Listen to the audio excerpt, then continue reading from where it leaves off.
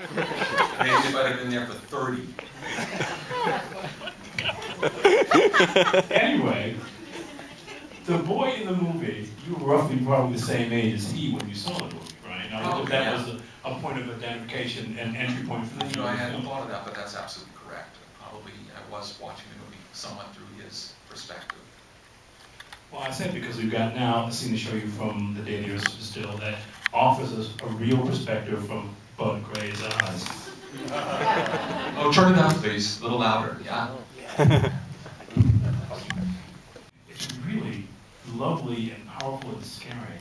Well, it was interesting. The orchestration was unique. So again, it was the uniqueness that stood out to me, that somebody was doing something unlike what I was used to hearing, which it wasn't the same kind of melodramatic orchestra use. He was using orchestra in a way that I'd never heard before in other films. And he continued to amaze me then throughout the rest of my observations over the next 15, 20 years of watching his movies. Because you know, that was the first phase of my movie watching career, was the science fiction horror as a kid. And then as a teenager, I became more of a film buff. And then lived my life, moved out from Baldwin Hills Theater into the Fox Venice and the New Art theaters for the repertory houses. I now play 2 movies every night of the week for $1. So the Fox Venice was the same thing as the New Art is, basically like it changed movies all the time? Yeah, it was 7 days a week, 14 movies a week, 2 movies every night. It was $1 a night. Uncomfortable seats, but you got a mix of Polanski and Kurosawa and Hitchcock and Dario Argento and Mario Bava and Truffaut, all mixed together. So now I started really discovering Hitchcock. I was like a huge, huge fan of Hitchcock. And there, of course, was Herman's name again. And then Citizen Kane, and there it was again. And it was like, holy fuck. And I was, in my teens, a huge, huge Hitchcock fan. And of course, I was as amazed as I was at 12 watching Day the Earth Stood Still. I was probably more amazed later, maybe 18, watching Vertigo. Now, of course, I was going backwards in time for his career, but I missed those films. I was too young, and I couldn't. The first film I remember wanting to see of Hitchcock's was Psycho, and my mom wouldn't let me go. I was too young, and the next one I could see, the first one I could see, was The Birds, which had no score. So I had to wait till later to rediscover Hitchcock and then rediscover Herman. So I think that's our next piece, is the other side of Bernard Herrmann, the much more bigger, romantic, dramatic side that he developed with this incredible relationship with Alfred Hitchcock. But still with that kind of formidable sense of melancholy that we heard there. I mean, what's so jarring about that piece of music is that there is this sort of immense sadness. But well, there is, and by the way, where it stopped, it was going to the secondary theme, which I think is a really, really beautiful. That's the second, the primary theme and the secondary theme. Right. Always remember these things later when I'm writing my own themes. And so there's a really beautiful secondary theme, which we stopped just about a minute shy of, but it is there, and he was an amazing thematic writer, as well as still to this day the most inventive the most inventive orchestration composer that I've ever known. You mentioned Waxman, and I just think there's a kind of a world of difference between Herman and Waxman. Well, there is, because everything before Herman, in my mind, and I'm no film music historian, so I mean, a million people can contradict me here, but it all followed. Franz Waxman and Max Steiner kind of began the entire arc of film scoring, as far as I'm concerned, with The Bride of Frankenstein and King Kong. Those are the 2 first big film scores. They were synchronized with the film. They were dramatic scores that ran from the beginning of the movie to the end. And previously, there was almost no music in films. If you look at the original Dracula and the original Frankenstein, there might be a bit of classical music at the beginning and the end of the movie, but there wasn't a score yet. And they brought these guys out here and write a score. They invented the art. And of course, it was all based on European classical music. But that art stayed firmly established, and to a certain extent still is, because there wouldn't be John Williams' amazing Star Wars theme wouldn't exist without Korngold. The work that he did for those swashbucklers, the Although he started doing very jazzy scores himself before he moved into that. Right, but it's very, very much based on a few Errol Flynn movies. So, you know, I tap into that still, even now. But Herman came and he just rocked that boat completely, because he was using instruments like no one ever could. I was also a big fan of The Twilight Zone.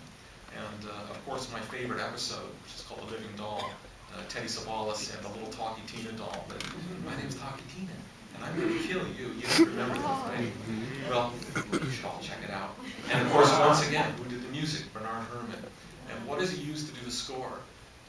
Contrabass clarinet, a glockenspiel, that's song bells, and a harp. And it was almost like a bet. Like something like okay, you'll never be able to do this. Just pick these Bernie, instruments, yeah. Bernie, here's the bet. There's these three instruments. Go do a scary score. And he was like, okay. And he did. And that's true talent. I mean. But that's also that episode you're talking about. It's a really economical score too. Well, yeah. I mean, I can't get close to that kind of shit. You know, that'd be terrifying for me. It's like, okay, you do a really scary score. You're still, you know, starting yourself out your career, and you only get three instruments: a harp, a glockenspiel, and a bass clarinet. Good luck. Just like collapse. But what you're talking about, I'm remembering that there's that great tension between the silence and when those pieces come in.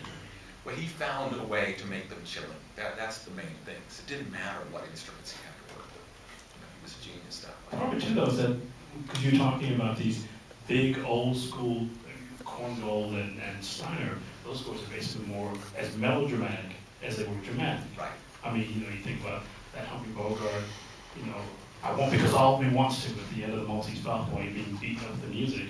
And what Herman did when he composed those pieces, he basically really tried to use like a real sort of delicacy to lure you in. I mean, he didn't offer every instrument in the orchestra at the very beginning of each of those themes even. Right, that's true.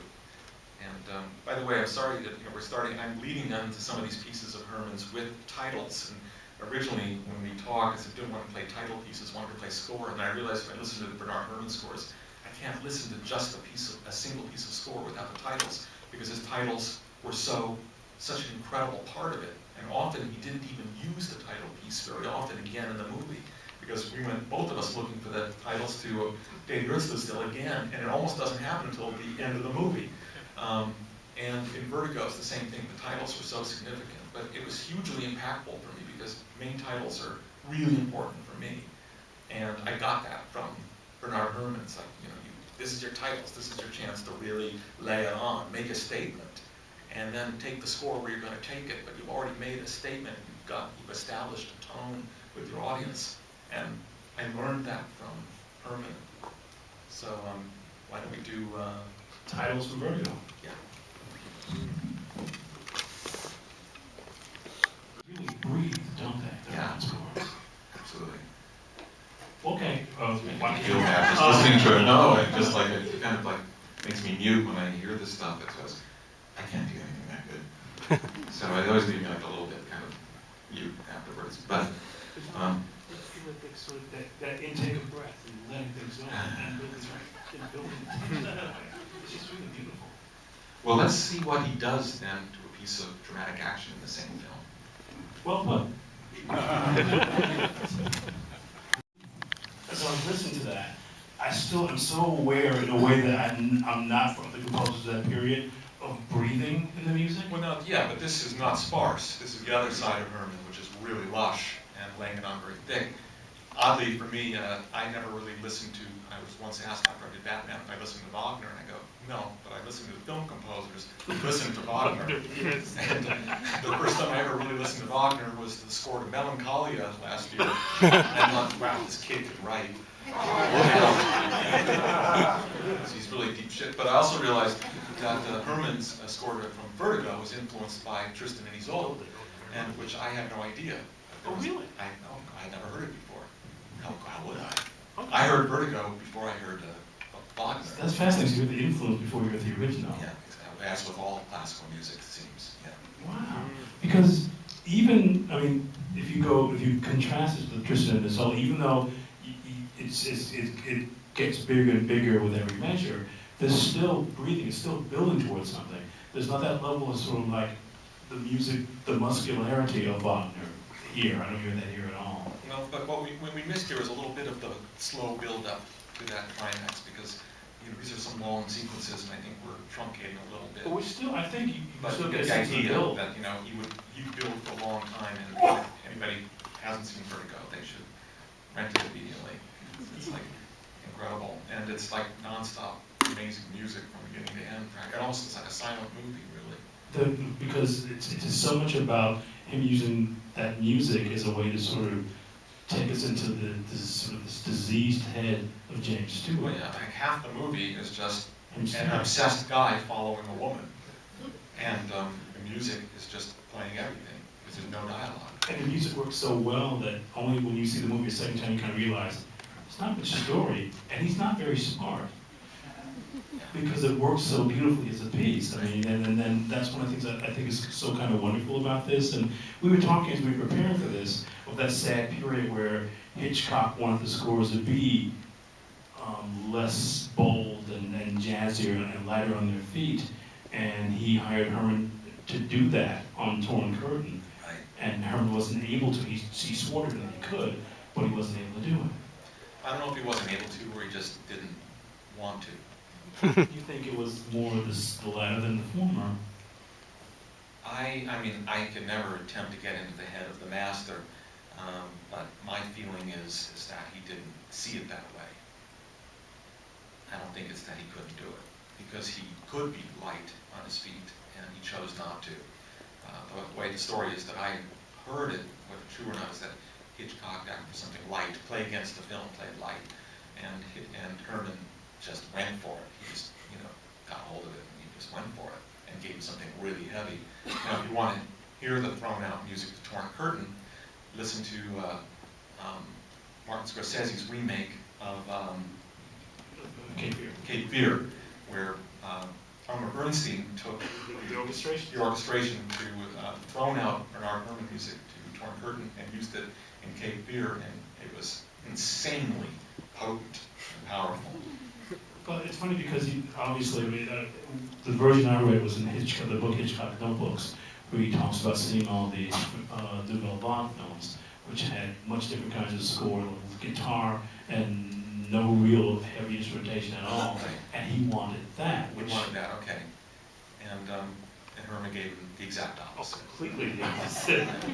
But speaking of the opposite now, what we're about to do is move into another era of filmmaking.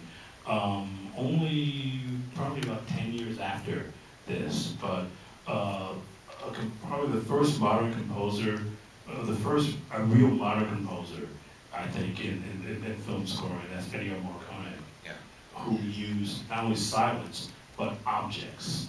He used alarm clocks and windmills, and there's a famous story. We're going to see a piece of very beginning of perhaps my favorite score of all time. I hope I guess you like it a little bit too. Once Upon a Time in the West. Yes. Tell me about the first time you saw the movie. Do you remember? Oh, well, I mean, now I was into my, soaking it all up, have to see all the great movies ever made, and now Sergio Leone was my new god, for that period of time, and the amazing, startling scores of Morricone, first from, obviously, The Good, Bad, and the Ugly, and this music just, again, it was like nothing I'd ever heard before. It was just off the charts, insane. And it's like, I don't know what this is. And I felt the same way in a different way about Nino Rota. So all of a sudden, the Italian composers are everything to me. Morricone and Nino Rota. Morricone was doing this weird, sparse stuff, and Nino Rota was doing this music that was just like out of some circus in my head that both of, for Fellini. So, of course, I, had to see all of Fellini's films and hear all of Rota's scores and everything that Sergio Leone had done. So, I was simultaneously a fan of both these Italian composers who were starting to have get into my brain very deeply. And you must have been fascinated to hear that in so many of the cases for Leone, Morricone wrote and recorded the score to be played on the set for the actors to hear. Yeah, I mean, being that I'm always at the very, very end of the process, never at the beginning. Have you never been at the beginning of one of these things at all? No, Wow. I'm the last guy on board. You know, by the time I get on the train, most of the train is already disembarked. And there's nothing but an editor, a producer, and a director still on the train. If you ever wanted to do that, would you like to score a film and maybe have the score play for the actors on the floor so they can hear what you're doing? Well, yeah, I mean, that would be fun. It's kind of what I got to do in Cirque, because I was writing music, and then I'd go to Montreal and I'd see them actually doing these incredible things to the music, and I got to then modify it, you know, based on what they were doing. So that was the only experience I've had like that, where I wrote something, I imagined it a certain way, but I had no idea what they were going to do. And then I'd go there and I'd see, oh my God, they're doing this incredible aerial thing, and here's where I got it right, and here's where I got it wrong, and and they would take a piece of music and they'd loop it 3 times. They'd go, no, Danny, could we have some more music, please? And play it 4 times in a row, but you only gave us a minute and a half, and it's a 7-minute piece. It's like, oh, yeah, absolutely. So that's the only time I've ever got to do anything like that. Wow. Well, let's take a look at the way that Leone and Morricone used noise and silence and music in this clip from the beginning. And then we got 2 clips, and they kind of go together. You want to show them? Can we? Is it possible Is to it use possible to back show to them back to back? back? Because there really are. Paul, can you do that? Well, I guess the answer is yes. Well, at the very least, let's take a look at this first clip. Okay. Slide pause. We can have those scenes. And what would that be, Dan? Because the silence and the sound effects used very specifically were as much a part of the score as the score. The absence of music was perfect. Everything about those sequences were perfect.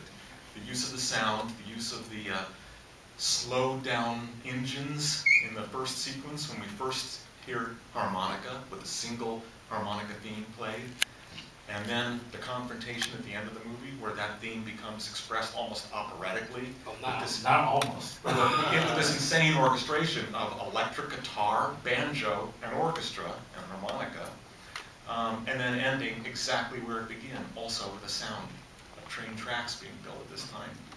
It's all absolutely perfect, and it's something that we don't get to see really anymore at all, the absence of music done perfectly. And we barely got to see it then because when the movie was released in the States, it was so badly cut that in the original US release of this, a lot of that stuff wasn't seen.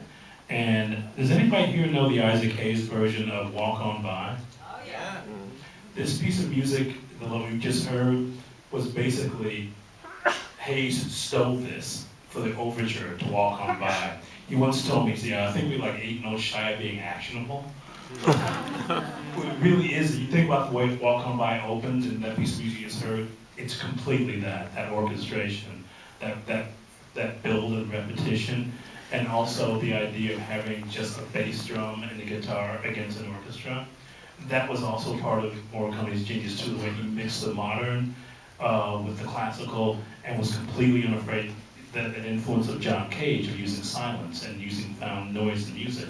And I'm also picked this clip to, again, show like a complete music and director envy on my side, because it's the one thing I'm never allowed to do, is to be minimal and to work against silence with something singular like that.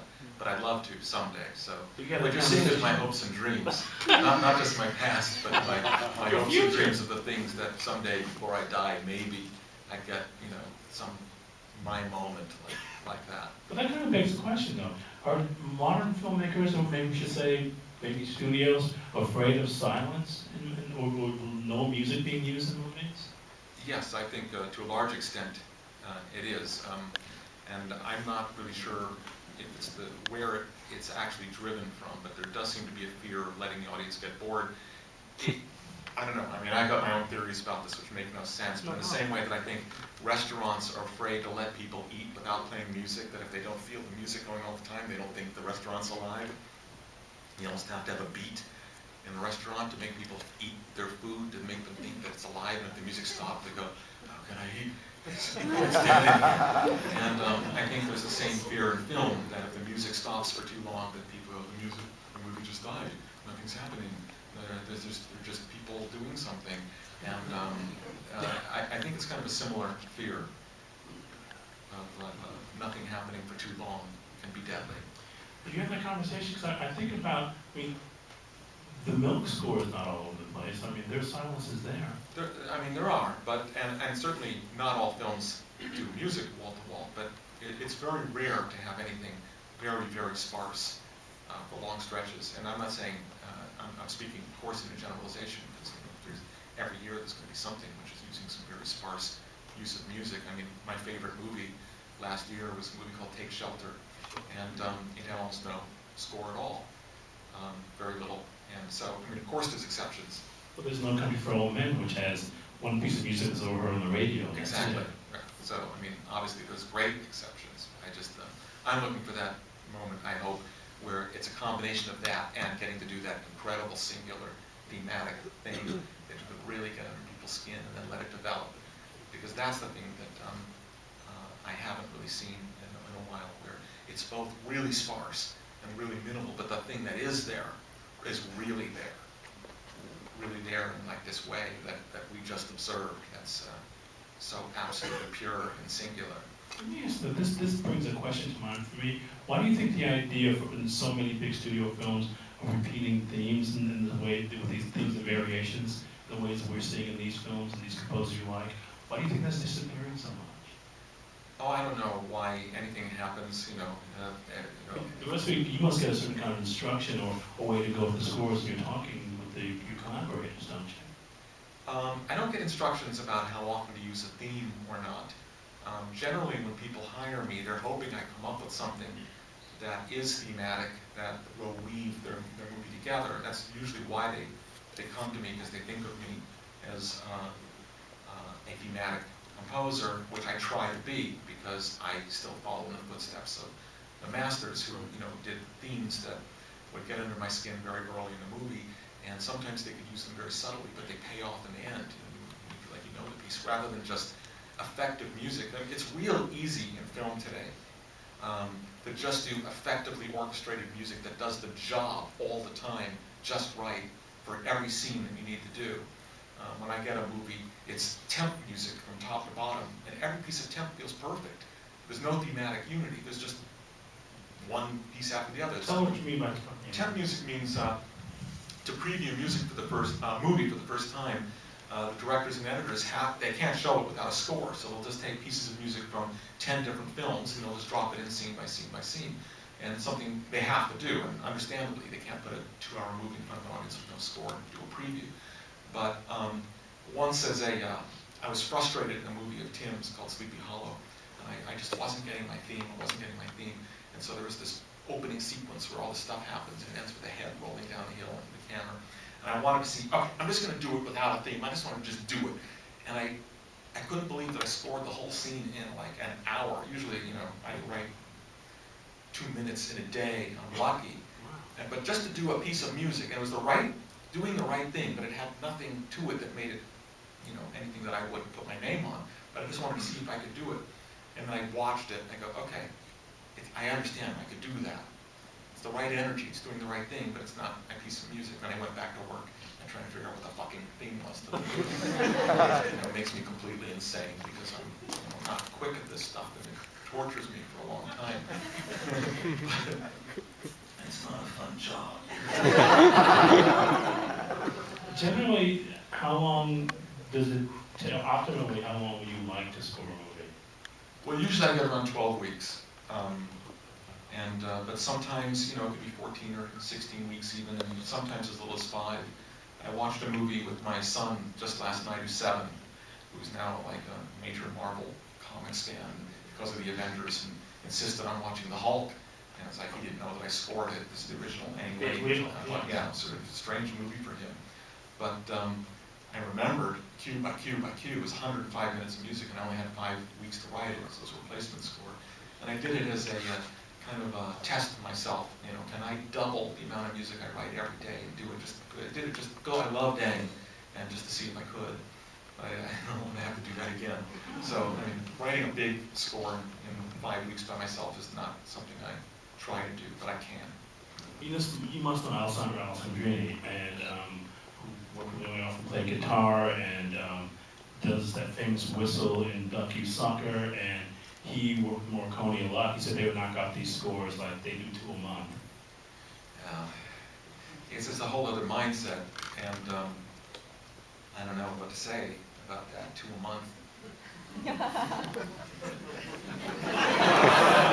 That's the beauty of minimalism.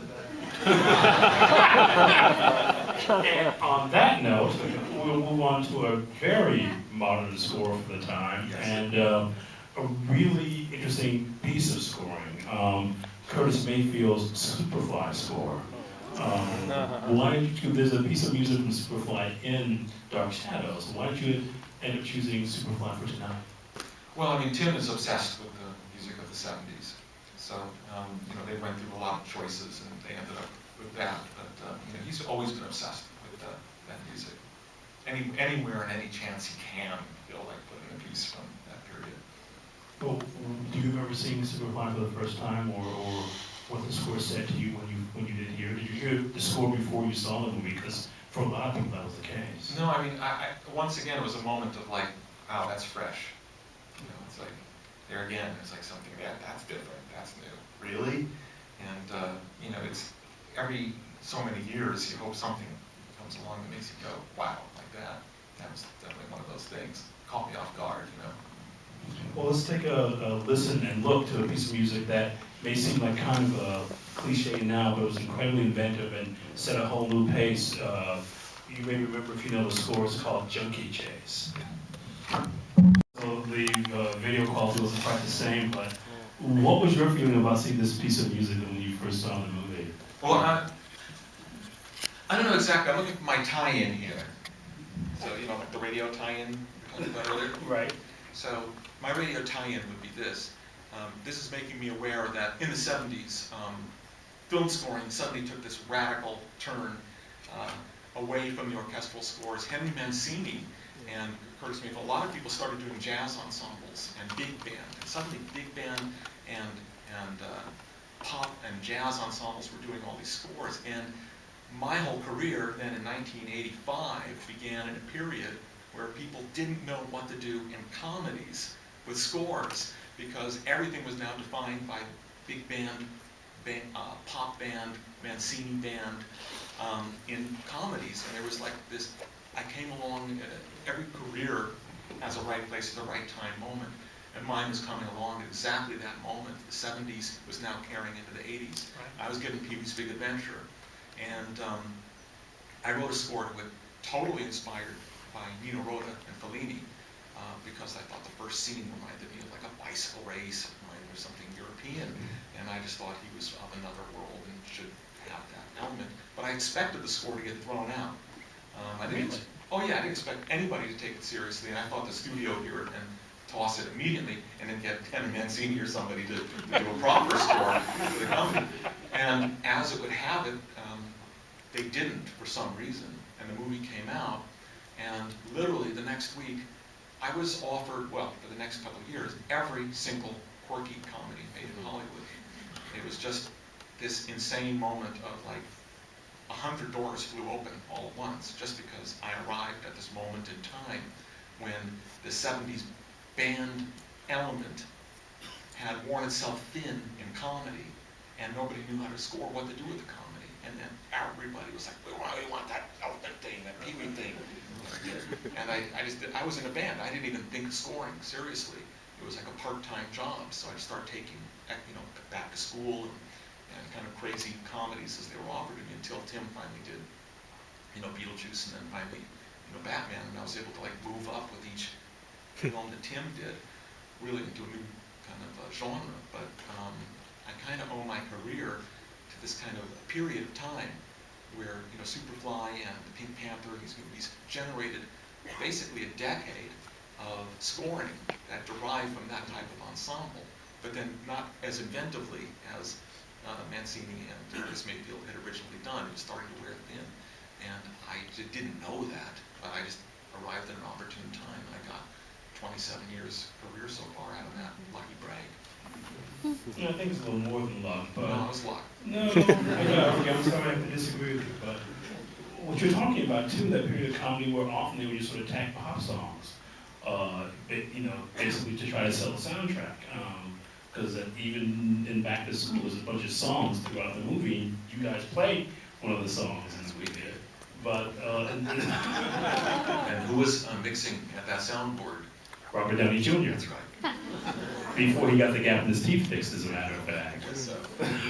But it's funny because it must have been weird for you to have done Pee-wee's Big Adventure and then go off and be in a movie that's like basically still hasn't quite moved out of the 70s yet. Well, you know, it made more sense at that point to be asked to do a tune in a silly movie, being in a band, you know, because I already had done songs for movies, so it wasn't a big step for doing a song and appearing in a scene, you know, in the movie where they need a band to be on stage. We just happened to be that band, and it just seemed like a fun thing to do. You know, scoring the films was a whole different thing. That still was like my evening job. You know, being on the one was my day job, and so my moonlighting was scoring films. I tried to sneak 2 scores in a year. For 10 years, you know, I did both. And I tried really hard to sneak in 2 scores a year so I could learn how to do score. I had how to score films. I mean, that was the only way I was going to learn, was to keep trying to do more scores. So Tim used the joke. He says, in between each of my films, he says, you know, because Pee-wee was my first, you know, real film score, and Beetlejuice was my 5th, and Batman was my 10th. And on Batman, he says, how are you doing like 5 films between each of my films? I go, I wouldn't be able to score your films if I didn't do 4 other films and learn a little more about what the fuck I'm doing. You know, I'm trying to learn so I can do your next film and do it properly. And so that was my education during that period. Because, you know, as you were talking about this, I'd always thought that Midnight Run was kind of your tribute to those scores of the 70s. You know, because it's got the steel guitar and the piano. That's true. Yeah. And that was a you know, bluesy guitar and a big brassy band, so it was homage. I'm not sure to whom. It's kind of, you know, you'd be better, much better to tell me who I was paying homage to than I. But you're absolutely right. Because I just sort of like that sort of the basically the bass keys of the piano is very, it feels like that kind of sort of 70s, almost like Jerry Goldsmith kind of score. Oh yeah, very much so. Well done, sir. You can't fool this guy. Well, and I tried. Well, we actually have one of my favorite pieces in Superfly. By the way, we should say that I should tell you guys, Superfly was shot for $70,000. They stole every location. You could tell they were really running in that scene. Because at certain points, Ron O'Neal slows down because he's catching the guy. And then when he jumps over the fence in his only costume, I almost want to stand up and applaud because nobody would ever do that. He's 4 or 5 stuntmen doing each part of the run for him. But he's running the entire thing, and he should have got an Oscar just for that chase scene. Let's take a look at another piece, a pretty seminal piece of film from Superfly right now. You realize it's a song introducing the hero of the movie, and one of the lines is insecure from the past. How long can a good thing last? And basically, half the score is rebuking the message of the movie, which makes this a revolutionary piece of music. Right. I agree. But, you know, I'm the white guy in the club in Harlem in 1972, enjoying it. So for me, it's just like grouping on it. But I don't necessarily understand the depth. I'm learning a lot from you right now. What is he saying too? I think we saw one of the afros that he set on fire. So Danny decided we're not going to set up the next clip, but instead... Well, I'm just going to, I'll set it up without telling you what movie it's going to be from, because it was extremely influential. I think it was one of my favorite scores ever. But this piece of music was written by Bela Bartok almost 70 years earlier, 50 at least. And in the same way that Melancholia was my favorite score last year with this new kid Wagner, Bela Bartok became, along with Penderecki, my favorite composer of one of my favorite all-time films. And it's important for me in the sense of writing a score for the film doesn't mean it's the right score for the film. And so I guess the whole point of my presentation this evening is trying to say how relevant I am in every way. Because here's a perfect use of of score without a composer. So here we go. I hope you play the whole thing, this clip. chord scene. And the music was written half a century earlier. Kubrick was a huge influence on me. He's one of the only directors I can think of that between, almost in his entire career, certainly up to his last film in my opinion, but between Paths of Glory and Full Metal Jacket, to me there was no false beats, no misfires. Really?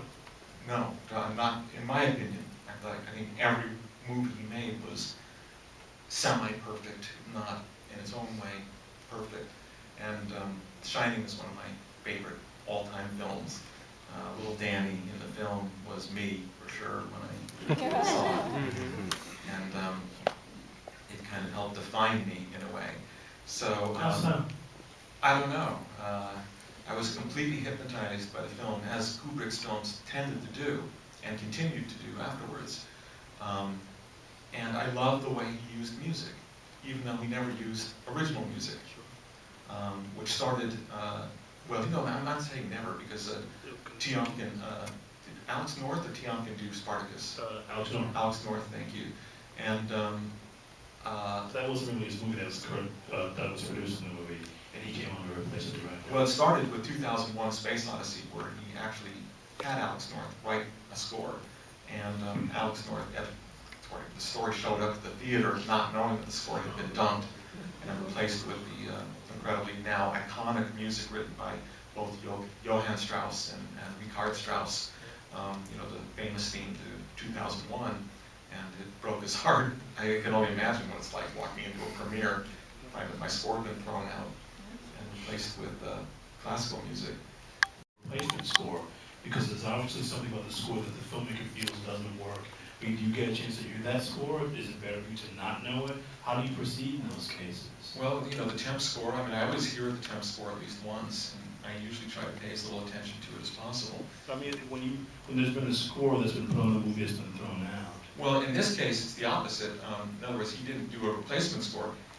Kubrick stuck with the temp score. Yeah. The temp score was the Strauss. He had the original score done, and he said, I like the temp score better. So, unfortunately for Alex North, Johann and Richard Strauss won that battle. And it's hard to imagine, in hindsight, 2001, with any other music but that incredible waltz and, you know, Also Zarathustra. Zarathustra. And so, again, here with The Shining, I thought the use of music was perfect in every way. I mean, he obviously designed and cut the scenes to the music, because it's no accident that it ended exactly when he pulled the paper out of the typewriter. He had to design it that way, very specifically, and I love the meticulousness of every detail of all those shots, and how where the music was when little Danny looked up at the door, and building as his wife is walking in the room, but not ending, wait, bing, it's over, perfection. And so, anyhow, contrasts in film music tonight, I guess, is what this is all about. No, definitely. I mean, these things have influenced you too, and I just wondered, when you've heard some of these temp scores, if they've influenced you in some way at all as a way to go. Well, I try not to be influenced. The time that my biggest battle with the temp score was in Batman. In the finale scene, they had attempted with Mussorgsky's Pictures at an exhibition, which is a fantastic piece of music. And I was still very insecure in general at that point, and fighting to keep my position in that movie, which was barely hanging on by a thread the whole time, because neither the studio nor the producers wanted me on the film. I mean, the tasteful John Peters didn't want you on? John didn't, but to his credit, you know, he wanted a real composer. I'd never done a drama, I'd never done anything big, I'd never done anything dark. So I totally understand where John was coming from, and I had to convince him, I had to sell him.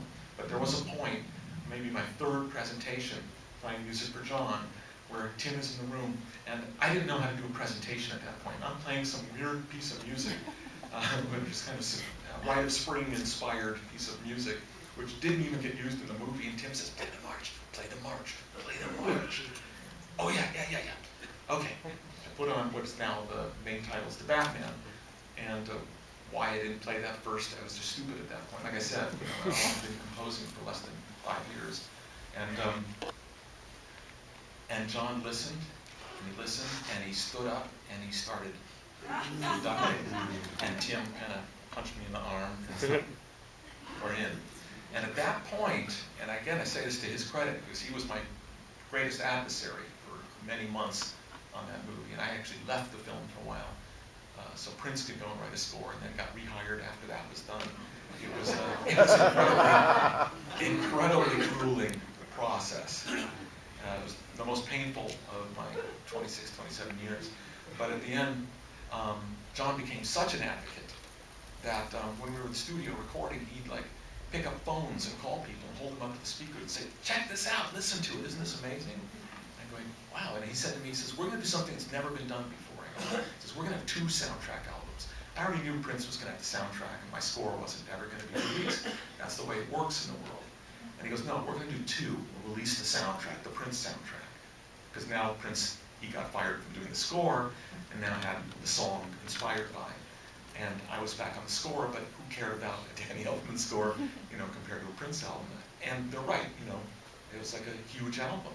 But he says, and I said, "You can't do 2. He says, "We're going to do 2. And he did. And it was the first time there was 2 separate scores released for the same film. So it's easy to criticize John, but he's the kind of guy that when he believes in something, he really believes in something.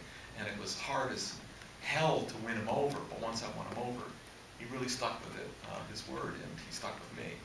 So, but that last piece of music going up the tower to end the film, I said, there's no way in hell I'm going to do better than Mussorgsky. And I went into despair because I just couldn't do it. I said, I just can't do it. They're going to license this piece of music. It's going to be like The Artist, where they licensed Bernard Herrmann at the end. And it's going to break the composer's heart, namely me. The final piece of music played in the film won't be mine.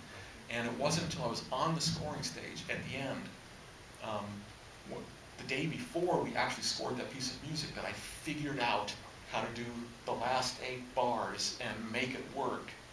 And Steve Bartek, who was my guitarist on the Boingo, who was my orchestrator, because he'd taken a class at UCLA, and he's the only one I knew.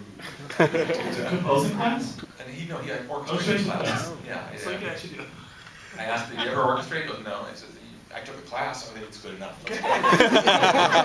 So we wrote it down quickly.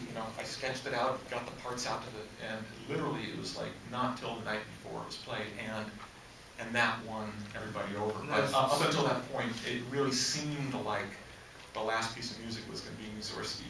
Wow. So that ascension at the end just sort of came to you as you were Yeah, trying to figure it out. I can't tell you exactly what I did different, but I figured out that the key to a piece of music when you're writing a score is often so simple, but it's like a complex mathematical equation when you've got it on a chalkboard, when a mathematician is working on the thing, and it's so close to your face you can't see what it is, and they can be working for months and months and months on this thing, and the solution ends up being erase this one thing, change this 0 for an 01 and this X with something else, and it's done. It's just like the tiniest change, and it works. Well, it's like that way with me, with music. I mean, I'll bang my head against the walls forever trying to figure out what is it that's making this thing almost work, but not quite, but not quite, but not quite. Well, in the end, the solution ends up being incredibly simple. But when your face is in the middle of things, nothing is simple. It just seems simple in hindsight.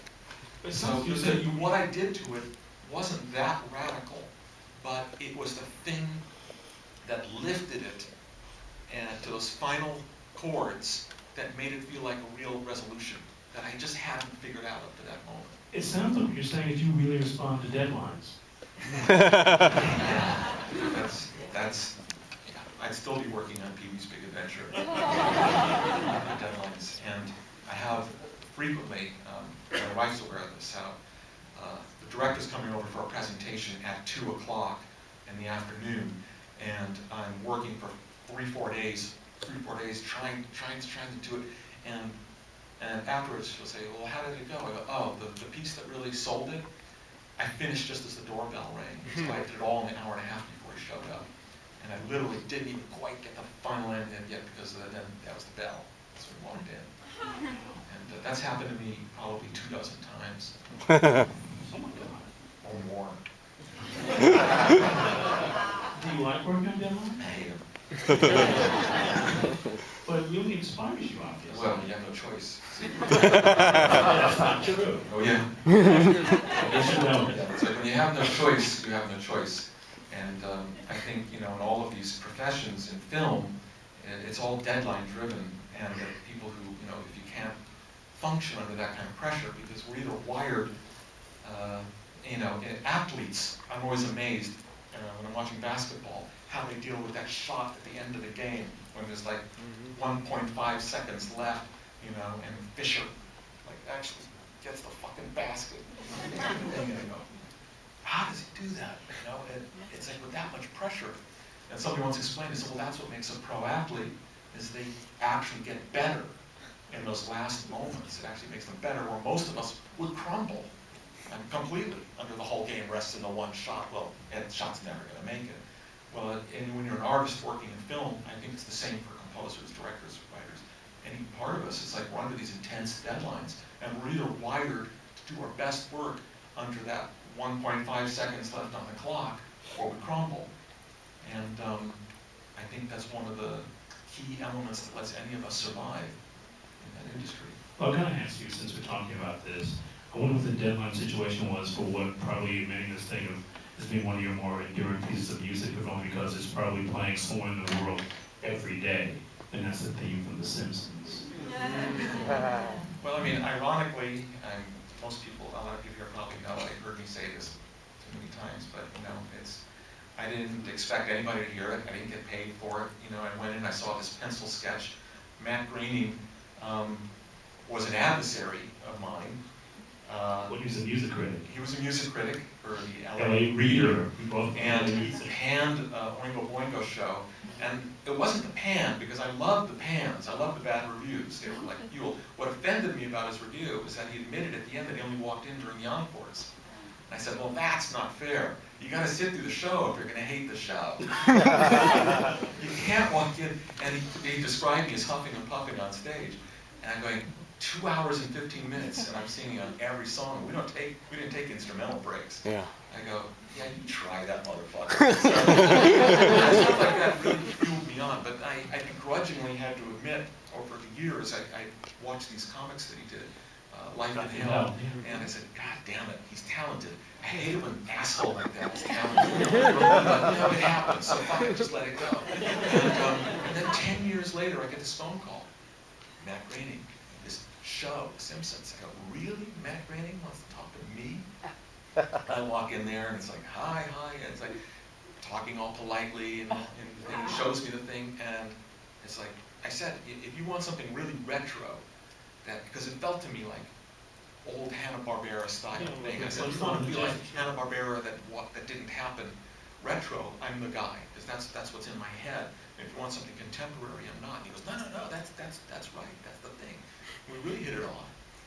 But neither of us mentioned this 10-year ago. And as I'm walking out the door, he's going to go down, and he goes, I was a little unfair to you. Oh, you remember? Well, I hope you know. It's fine. It's not a little too much to drink, but no, it's fine. And I went home and I wrote it that day. So the whole thing with The Simpsons was a one-day piece of work for me, 24 hours, that was it. By the next day, I sent them a tape of the theme, almost exactly like it is in the show. I made a few little tweaks to the final timing that was sent to me like a couple weeks later when we recorded it. So that was one day of my life, which it's funny that, on films, 12 hours a day, 6.5 days a week for 12 weeks. That's me working on a film. But the thing, I feel like most of you remember before it took me 24 hours, less than 24 hours. I really wrote it in an hour. And it took about 2 hours to get the demo. And that was it. It came to me. I heard it when I saw the thing. I got home, I just wrote it down, demoed it up, sent it out, and that was the end of it. And I was in India years later because I heard a piece of music that inspired me so much I had to go to Bombay and see how they scored films there. And I met other Indian composers, and they were asking me about, oh, we hear you're a famous composer, what have you worked on? And I would tell them these big films I worked on. They hadn't seen any of them. Because in India, they really don't watch American films. They go, oh, no, too violent, too sexy. Too violent, too sexy.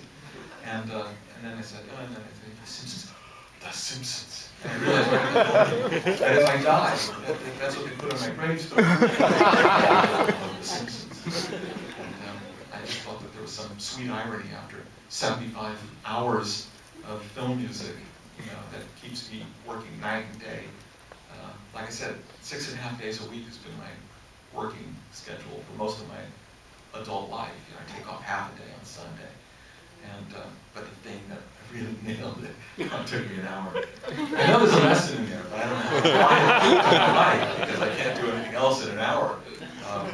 Even Desperate Housewives didn't take me an hour because they wanted the theme of The Simpsons again. Yeah, exactly. So, well, and then since we're being symmetrical here, and we started off by talking about Cirque du Soleil, which took you back to the beginning of your career, we're going to have a piece of music here that by a composer who I think is, as you mentioned tonight, is as influential on you as any other, and that's Nino Rota.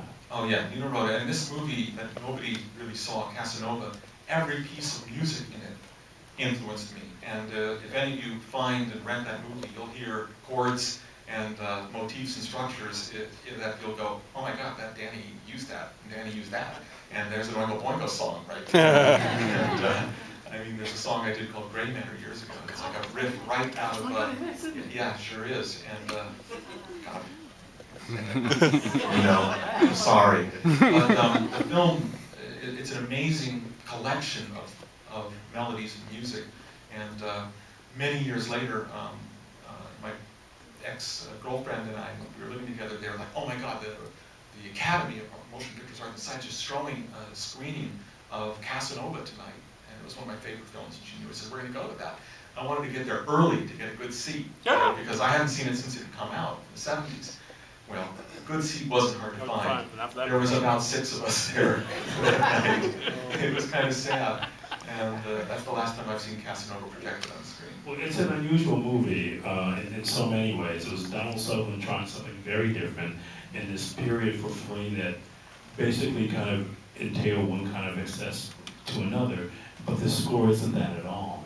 I mean, it's a really kind of delicate score. Well, and for all practical purposes, it's a musical, because characters burst into melodies and songs constantly throughout the film. And also the long stretches of no dialogue in the film, too. Exactly. And by the way, this film, this clip is not on Blu-ray, surprisingly. Oh, and I should also mention that many of my favorite scores and favorite films were bombs for the directors. Vertigo was a bomb for Hitchcock. Once Upon a Time in the West. Once Upon in the West was a bomb for Leone. People did not want to see my step-grandpapa being a bad guy. They just didn't like Henry. We know the story that he wanted to wear a heavy beard and put in brown contact lenses, because he thought you can't accept Henry Fonda as a villain. And Exactly. Said, no, Anchor. Every bastard who stabbed me in the back had ice blue eyes just like you. And in the incredibly amazing career of Fellini, Casanova was considered almost a nail in his coffin. We finished it for years. Yeah, I finished him for years. So much of my favorite work, inspired work, came from films that were deadly. The directors. I don't know if there's any common link there. It means you're ahead of your time. Or a curse. Well, we've pondered that. Let's take a look at this really evocative clip from Fellini's Casanova. And again, it's not a great piece of film. It's from DVD rather than Blu-ray, but worth seeing anyway. That scene in Hervé Village as we didn't intend it that way. Bad taste. Just remember, it wasn't me that said this. But I feel like that movie is so much about that kind of collaboration that bespeaks a real relationship between filmmaker and composer, so much so that it's like I was saying about your scores, that there's a kind of an inner life in this score that has almost nothing to do with the movie. The score is like its own movie itself. Maybe I just don't know what I'm doing. That would explain a lot, wouldn't it? I mean, it has nothing to do with the movie. I've never seen anybody fight a compliment like this in my life. I'm not pressing on anything. What I'm saying about you is that these scores have a life that really enriches you by listening to them, that they don't demand being heard with just the film. And every score we've seen tonight it's been the case too. These scores have a life that's so potent and so emotional, and not sort of in that sort of cheap, sentimental, heavy way. And it seems like these are the kind of scores you respond to that have this kind of really rich inner emotional core to them. Okay. And on that note,